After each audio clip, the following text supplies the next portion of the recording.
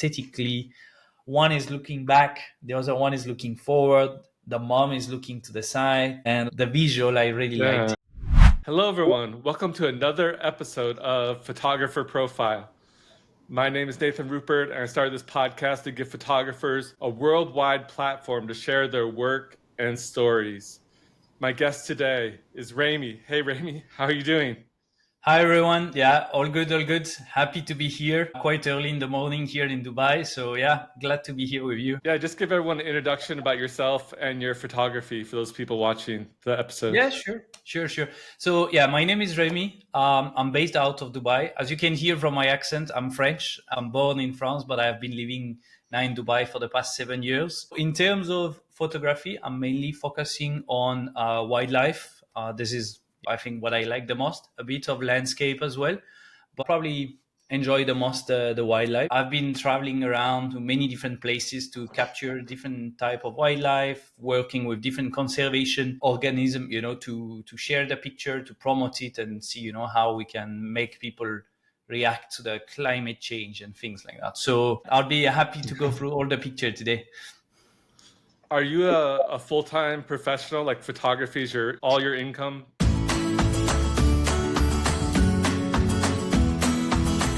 Good point. So no, I work as a cybersecurity engineer on the side. That's my main job, let's say. The goal, of course, would be at some point to get there, but step by step.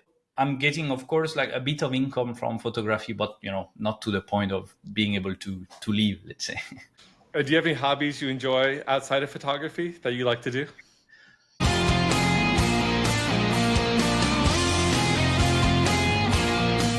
Yeah, I do lots of sports. I'm training now in 2 weeks. 2 weeks, I have a half marathon. I'm doing a bit of running, a bit of paddle, tennis, things like that. Travel also quite a lot. Not with the camera. Doesn't happen often, but it happened once in a while. What else? Spend lots of time, just outdoors, camping, barbecue in the desert here in Dubai. Mainly nature stuff, I would say. I used to run half marathons myself, but then I kind of stopped because running on the road for that long is just really bad on your feet and your shins and your ankles and stuff. I just prefer to run on grass and dirt and soft surfaces. Yeah. These days. I think my last one was in 2017 or something like that. And I was like, okay, this year, I need to do one again to see how, I age and see in which direction we are going. This is why I have this one planned. I'm not sure, I would push more than half marathon, or anything like that. But yeah, people that do full marathons are crazy in my eyes. I don't know how anyone does. Yeah. I was like, no, I'm not that extreme, but it's good to have a new challenge and push yourself to something new. All right, let's not keep people waiting here. Let's get to your picture showcase. Sure. Let me go ahead and share my screen real fast. That's going to be interesting because I don't remember which one I shared with you. So that's going to be a surprise. This is one I picked for your showcase here. I love this shot. This one I could talk for hours, to be honest. This one has won multiple awards. This is basically taken in Canada, in Churchill. I went there end of mid-November last year. That was the goal, right? To photograph the polar bear. But the thing is, normally polar bears should head back to the sea by mid-November. This is the right time. But because of climate change and the fact that the sea is not freezing on time anymore, those guys were stranded on land. And it was a lot of them. I think maybe 15, I could see 15, 16 per days, just driving around. So the one on the right is the mom, and the one on the left are the cubs. You can see the small one in the middle that doesn't have anything to eat, right? Yeah. This guy, it was sad. It was sad because he was struggling. You could see he was trying to follow, he was sliding, he was falling. He was quite weak. And basically that picture for me really showed how, the mom, she's trying to feed them all, but she cannot. So she has somehow to leave one aside that is not eating and getting weaker and weaker because of the fact that, the sea is not freezing. The sad part of it is that Few weeks later, I was talking to people that live there, and they told me that this one didn't make it. You Oh see, no. the one in the middle, yeah, because it was. Oh. I could feel he was really weak already on that day. I mean, from an experience point of view, that was just amazing. But yeah, with a bit of a sad story, which is just like the wild and nature, and there is not much we can do about it. But yeah. What are they eating, by the way? I'm So just trying to it's a figure that seal. out. It's the rest of a seal, let's say. And this is why, by Okay. the way, they are struggling, right? Because normally they catch the seal from the ice, but since there is no ice, it's a real challenge for them to catch or hunt a seal. And this is the challenge. I didn't see the kill. I just arrived, and there was just a little bit of like seal skins and things like that. I don't know exactly how they got in, but it's harder for them, let's say. So, and just to understand a bit, where I was on what they call a tundra buggy, which is like a big Oh, truck with like you can host maybe like 20 people inside. I was taking picture from there. what's the lens that? How long was the lens that you're shooting I with had for a this one? 500, A 500 mm. 500. If I recall well, I had an extender as well, just to push it a Oh, bit further. Because it was a bit far. I was quite happy with the shot. And this is why I called it survival of the fittest. When I yeah. entered some competition, this is how I named that picture because of the story around it, let's say. At first glance, you don't see the story, but the more you look at it, the story starts to unfold, right? You Yeah. at first like, oh, that's cool. There's 4 polar bears, but then you start to notice the one that doesn't have the food and Yeah. stuff like that. So I'm glad And you're he's able looking at the to go camera. into that. He's looking at the camera, and it's a bit like, what about me, guys? I don't have anything. That's amazing. Yeah, I didn't realize that too. Yeah, until you just mentioned that. That's kind of one of the reasons why I started this podcast, is kind of get those details on these pictures from the photographers that took them, right? So you're not just like looking at a picture on Instagram. Oh, go to the next, go to the next, go to the next picture. Here you get to focus in on the picture and the details and what's going on. So Yeah. thank you for sharing that. You're welcome. That's one All right, of let me. probably one of the picture that I like the most. So I'm glad you picked this one. Let me ask you a question or two before we check out your next photos. What excites you these days to go on these trips, to do these animal shots, to travel all the world? What excites you to keep doing this?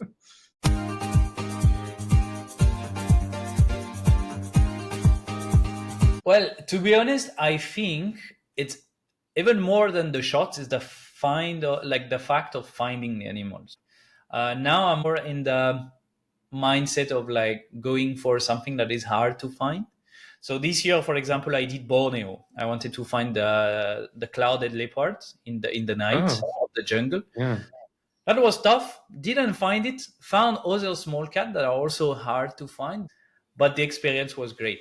In 1 month and a half, I'm going to the Himalayas for the snow leopard. So I'm Oh, going to go for wow. 12 days walking in the mountains, trying to find them. I did that last year as well. It's almost like, I don't know, maybe like treasure hunt. You look at prints, you find prints, then you get these, okay, she was around here yesterday, but then tomorrow that means she might go in that area. It's almost like strategy planning. Yeah. For me, this is the most exciting. Of course, if you have the shot that goes with all of that, then that makes it perfect because you have the story plus the shot you to explain it. Do you um hire a guide usually for these places? yeah, yeah. I mean, Okay. you cannot really go by yourself, like, and we talk with walkie talkie, and we say, okay, there Oh, is a small snow leopard here in that space. So then if I know that, I'm gonna join the other ones. This is how we kind of like divide and conquer, I would say. gotcha. Interesting. So yeah, that's the exciting part. Yeah. Here, I mean, locally in UAE, we have quite a lot. We Yeah. have fox, we have oryx, we have things like that. At some point, there is always something new to try. What about I get an oryx with the moon, in the background? I have some reminder in my calendar to say on 15 of the month, the moon is full. So this is when you need to head to the bed. You see Interesting. that kind of planning that is also really exciting, and I like. And you said you're in Dubai, right? That's where you're Yeah, right. You live yeah, right yeah. now. Okay, gotcha. Yeah. Let me get your next one ready real fast. This is a really cute creature here. So this is in Dubai. This is the Arabian Red Fox. I think this is probably one of the animals here that everyone try to find because we don't have many mammals. Like it's not like in Africa you would have a lion, cheetah, whatever. We don't really have that here. You see this foreground that you see here. This is like a sand structure. It's like solid rocks but made of sand. What I do is I go on Google Maps. I look from Google Maps, where can I see this kind of structure? Then I just, write it down, and then I go with my 4-wheel drive, go to those places, and just, walk around, learn, see footprint, try to understand, could there be anyone living here? Because the fox are mainly active during the night, right? So Oh, yeah.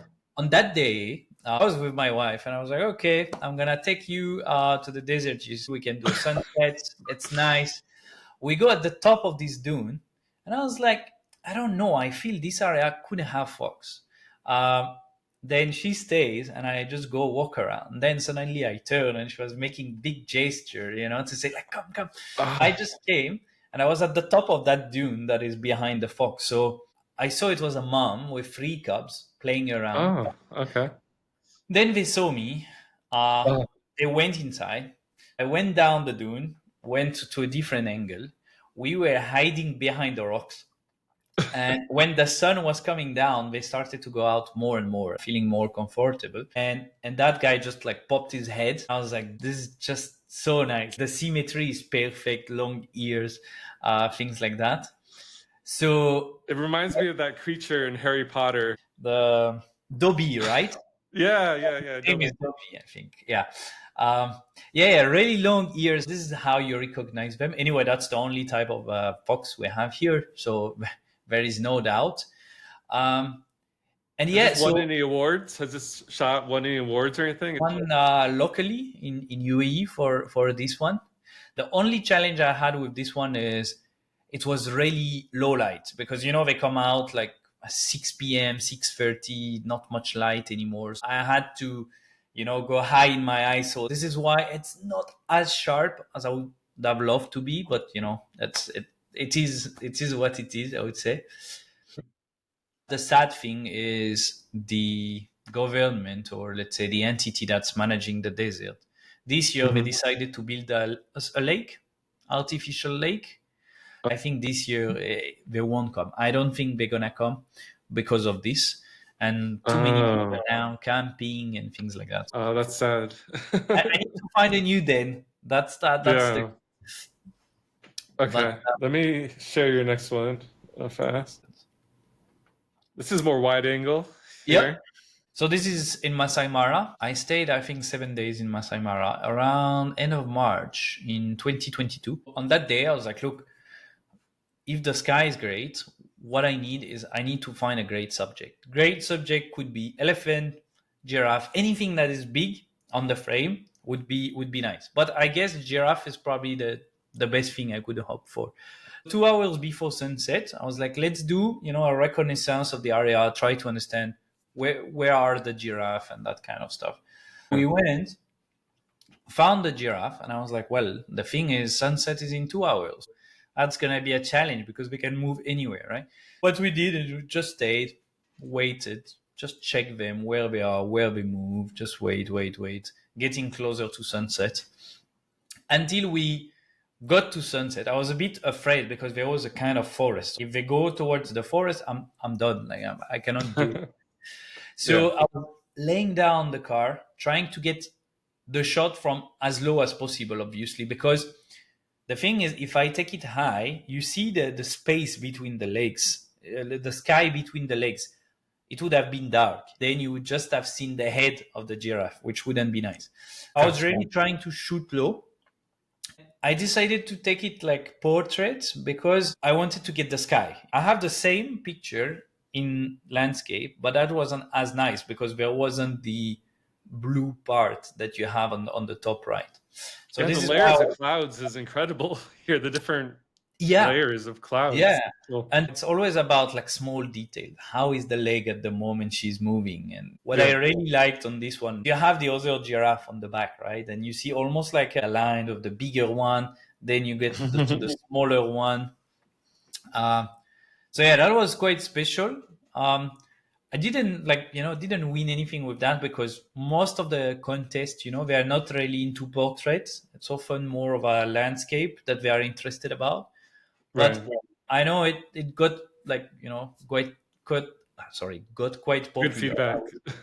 Yeah. This one got quite popular, especially like on Instagram and stuff like that. So yeah, Okay. Awesome. that was something. Let me ask you a question before we look at your next picture. What's the best piece of photography advice you've gotten from a mentor or that you've learned over your career?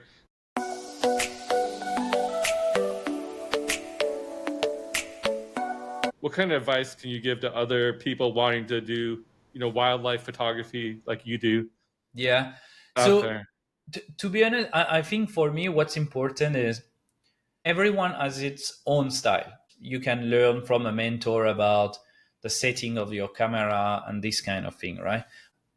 Well, fine, you can take your picture. But if you go with someone, that person will tell you, take your picture like this and like that. And because this is their style, then Mhm. Remy has his own style. What I always say is take a bit from a mentor, then go alone. Go do it Mm. yourself because you need to find your own thing, right? It's not about doing what Remy does and then, just do the same because Yeah. maybe you don't enjoy it. The way I do it, maybe it's not as interesting for you. So for me, just use mentor, to find some guidance, learn some new things you don't know. Then think about the creativity. And I think creativity is really important because right now, with Instagram and this kind of thing, like everyone are going for the same kind of shot. One of the things I've done this year, which I'm still working on, I don't have proper results. I was like, I want to shoot wide. How do you shoot wide? You need to get close to the animal.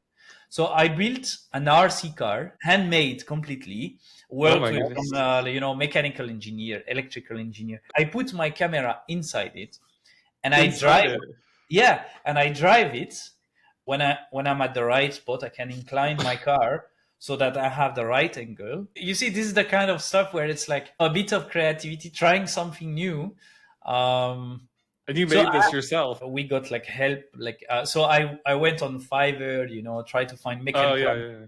electrical engineer working together. That's a way of being creative, but there are so many more probably that can be done, right? So this is my advice is like, learn, use mentor to learn, but then, try to find your own style, go experience it by yourself and do what you like the most because this is what works well. That's good advice. Let me get your next one ready here. This is another wide angle or You see, when I tell you that I like the silhouettes. So, you got the little yeah, tail too. I like you can see the little hairs on the tail exactly. there on the You know elephant. why I like this one is because of this, because it almost like for me, when I look at it, I feel the tail is like a brush. Since there are lots of colors on that picture, it's almost like if the elephant is kind of brushing and painting the frame basically. This one is from South Africa, in the south of the Kruger National Park, which is not easy to do because often South Africa is it's not as open as you would see, for example, for Kenya, where you see like quite wide areas where you can do lots of silhouettes. And South Africa is more like bushy, I would say. So lots Okay. of trees, lots of plants. It's really difficult to get something that is properly flat with the sunset in the back and that kind of stuff. That was my first challenge. I had to find the sweet spot where everything comes into frame, but in the same time I get the right amount of light. And so I was from the car when I took that picture.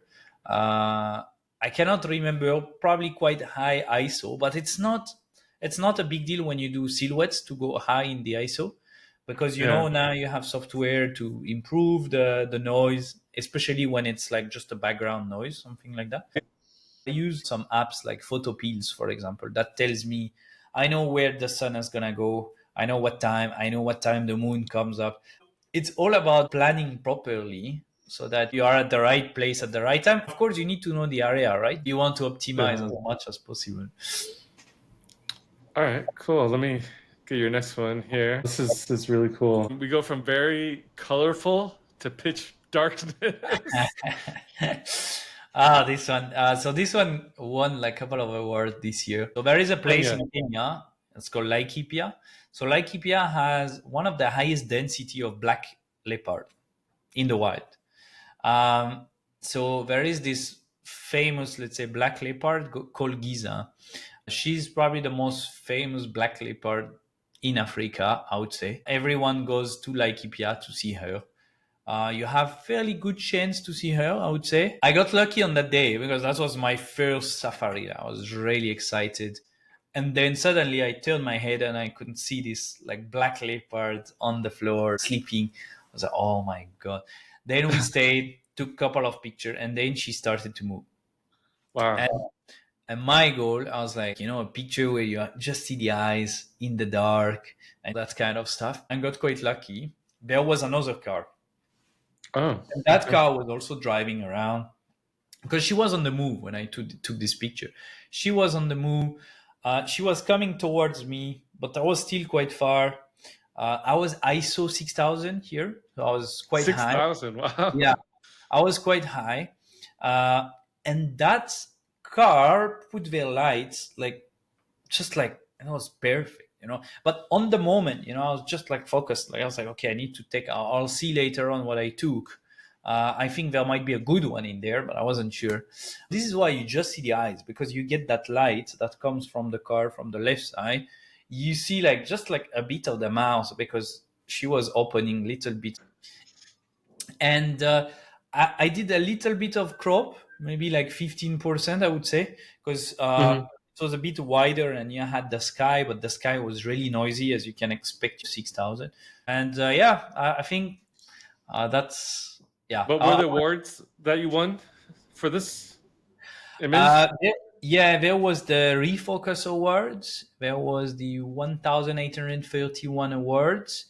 I also went in the finalist of the Nature Namur, like the one I told you before, but like the international one. So this picture was displayed in Belgium for I think 2 weeks as quite a big frame. It's still in a couple of other contests at the moment. So, How many awards did it win? How many awards did it win in total? This one was free, I think. 3 awards. 3 awards, wow. But a lot of the awards, they are more towards the end of the year. It's still entered right now in a couple of awards. So I don't know. Maybe I'll get few more. I don't know. We'll see. Yeah, that's very unique. I have it printed. I printed it recently for some people asking for prints. And to be honest, with a black frame and all of that, it's quite nice. Awesome. All right, let me stop sharing here. I know how much you love questions. Let me ask you some more questions here. All right, so you have all these amazing pictures, award-winning stuff like that. What do you want to happen to all your photos when you die, when you're no longer here, your legacy? Do you care?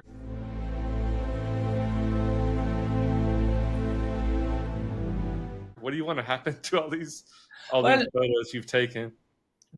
What I appreciate the most is, if those pictures can be used for anything related to conservation. So last year I worked with Save the Rhino International. Some of my picture went into their calendar that they sell, and then the money is used to help paying rangers that would fight against poachers and things like that. Yeah. I also gave a couple of my picture for Connected Conservation. That is a company that's basically tracking the animal through technology. To know exactly where the rhino, have some camera here, there, and that kind of stuff. So for me, I think this is probably the best achievement. If those pictures can be used, easier to contribute to what people see and make them think about, wow, look at those polar bears. This is amazing. But we might not have them in, I don't know, 20 years from now. Right. That's one thing. But also on the other side is like, if it can contribute to any organism, like any company that's like doing anything related conservation, I think for me it's It's a win-win. that makes me feel useful. I like that. That's a good answer. Let me share your next one. More leopards, right? I think so. Sri Lankan leopard. So I went to Sri Lanka in June last year, and it was an amazing experience, to be honest. This is in Wilpatu National Park. I stayed 4 days, I think, and Okay. big part of my focus, I wanted to see like leopard cubs. Day 3, go back there, wait. Now I see 2 cubs, far, not great shot, nothing. I'm like, okay, well, let's wait here. She's gonna come back for sure. Then at some point, I was with my brother at the time. Turned my head. Oh my god, the mom is here. So they played a bit. We could see them in the bushes, and everyone left because they went inside. The river is on the right side, and they were on the left side. I was like, we might go for the river at some point, and we might cross the road. I told the guide, "Oh, can we park the car here? Can we eat, just have lunch, and just wait? Can wait an hour, 2 hours." All the car left. It was only us. And then I was eating when suddenly I see the mom. I see the mom coming out from the forest. I just dropped the food, I don't care. I'm not hungry anymore. Took the camera, and they stayed for like 30 minutes on that road, just like playing, and no cars, no one. Like normally there are lots of, let's say, cars driving here, no one. I was just amazing. And even one scene that we saw that was just crazy. I have picture for that. The young one, the male, he saw a monitor lizard crossing the road full speed, and he was trying to hunt it. I have the picture where you see the cub running, the monitor lizard, like not sharp, but like because it went really full speed, but you could see clearly there is a shape moving fast in that direction of the cub moving as well. That was just amazing. I took lots of shots, and that shot, like I just felt, aesthetically, one is looking back, the other one is looking forward, the mom is looking to the side, and like the visual, I really liked it. Yeah, I like the road. It's like all bumpy and it's very, very wild, right? The road is not like and the paved change and of stuff. light, the light, because it's lots of trees, right? So you see it's like shadow light kind of. So yeah, a That's cool. beautiful moment, to be honest. Like, and especially Awesome. when you get to do it, with your brother or like with family and things like that, and you get to see that, you're like, oh, this is just I mean, amazing. this shot just shows you the importance of patience as a photographer and just waiting, right? When everyone else Yeah. leaves, like at the sunset, when you shoot a sunset, everyone else leaves, and then sometimes you get those final colors that show up Yeah. at the very end, right? Yeah. Yeah. That was rewarded, let's say. Your next one. I think this is another leopard. I really like leopard, so This is a stare here, death stare. that was in Masai Mara. To be honest, the light was just amazing. It was early in the morning. There was a couple of cars, but I got lucky because the leopard moved in my direction. She just sat, so it's a female. She just sat and didn't move like at all. So when I took it, I was like, it's nice, but didn't really realize how detailed it was. And then when I went home, just put it on the laptop, and I was like, wow, it's really nice, crisp. And I was like, could be a good portrait that I can make if I, kind of like black out the sides, just to focus on her face and the look and You everything. added the black background Yeah, yeah, on. yeah. Okay. I underexpose, so I don't go from completely bright to completely dark. But yeah, for this kind of thing, like there is a bit of editing. If you keep the surrounding, like just like the normal color, then it doesn't pop that as much. Right.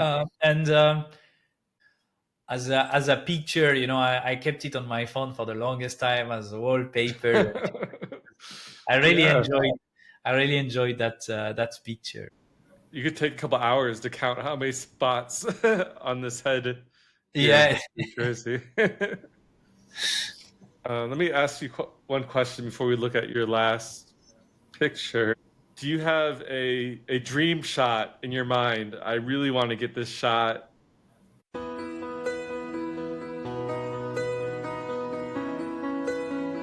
This is, if I could get this shot, my life is complete. Is there a dream shot in your mind that you want to get?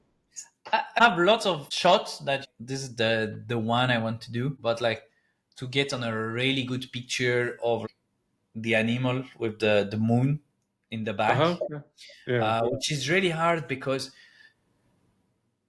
you need kind of full moon or close to full moon, but you also need that the moon comes down at the right time, because if it comes down during the night, then you don't find the animal. But if it's during the day, you don't see the moon. There is a really specific tiny moment that you can have during the year where it happened. That's one that I would love to do that. I'm also looking into some really nice camera trap picture to do. So I have a lot to learn and improve on that. Wow, you're a busy person. Yeah. Close up of snow leopard. I think it's also something like I'm going next month in March. Yeah, Good that's luck. something that I'm looking forward to. I don't know, Finland or Canada, or animals with northern lights. You see that kind of shot that Yeah, gets with the Northern Lights. Yeah. more and more complicated because you have really small time window and you need lots of things to happen in the same time. So yeah, I think all this kind of thing, that keeps me motivated. All right, well, let's take a look at your missed shot, quote unquote, missed shot or failed shot. Yeah, I remember which one. I think, if I'm not wrong, that's the fox, right? Yeah. Yeah. All right, let's take a look at it. All right. I mean, it looks pretty in focus, but yeah, maybe you can explain why it's a failed shot or missed shot. Yeah. You're right. This one, I mean, it's in focus, but for me, what was really annoying here is I didn't compose properly, because you need to see. So I'm laying down on the floor in the sand. There is wind. I'm just like getting like sand on my face the whole time. I'm laying down to try to get the fox with the foreground, because this was good. The part that I got wrong is because you should always leave your empty space on the side where the animal is looking. And instead of shifting my camera probably to the left, so then I could have leave all that empty space where and it was so good because you don't see them stretching often, and he was stretching in front of his den. He's doing some yoga here. Yeah, and I was like, this is just amazing. Like, why did I just failed on the composition big time? And I don't even know, because I mean, it should have jumped to my head that okay, this the is legs wrong. the legs are cut off too. You can't see the whole leg. Yeah, also, Right. yeah. I could have bring little bit high so that there is probably not that much missing from the legs, I believe. But really, for me, the big fail here is that, yeah, I should have leave the space on the left, the empty space, because now I mean, there isn't that much I can do with that picture. To find the den, it's hard. Get the fox in front of the den at the right time with the right light, it's hard. Now you get the fox that is stretching in front of his den. That's a really nice story, and I missed it. It's still good. I'd say it's still a 90% good photo. You're a little hard on yourself. Yeah. Okay. One final question for you before we wrap things up. Yeah. All these adventures that you've been on, all these animals, all these guides and people that have helped you. Do you have any wild or crazy stories that you've seen in all these travels? Anything crazy?